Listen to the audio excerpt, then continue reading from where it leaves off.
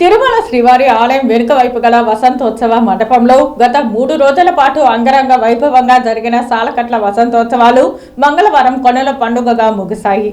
తొలి రోజు రెండవ రోజు శ్రీ మలయప్ప స్వామివారు తన ఉభయ దేవేరులతో కలిసి వసంతోత్సవంలో పాల్గొనగా, చివరి రోజున శ్రీదేవి భూదేవి సమేత శ్రీ మలయప్పతో పాటుగా శ్రీ సీతా లక్ష్మణ సమేత ఆంజనేయ స్వామివారు, శ్రీ రుక్మిణి సమేత శ్రీకృష్ణ స్వామివారు వసంతోత్సవ సేవలో పాల్గొన్నారు.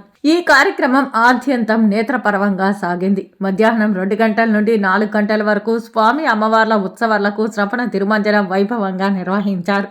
ఇందులో పాలు, పెరుగు, తేనె, కొబ్బరి నీళ్లు, పసుపు, చందనంతో అభిషేకం చేశారు. ఒకే వేదికపై సమస్త మూలవర్లను దర్శించిన భక్తులు తన్మయత్వంతో పులకించారు. ఈ కార్యక్రమంలో తిరుమల పెద్ద జిఆర్ స్వామి, చిన్న జిఆర్ స్వామి, ఈవో ఏవి ధర్మారెడ్డి దంపతులు, JEO Gautami, CPRO doctor T Ravi, ఆలయ డిప్యూటీ ఈవో లోకనాథం, ఇతర అధికారులు, విశేష సంఖ్యలో భక్తులు తదితరులు పాల్గొన్నారు.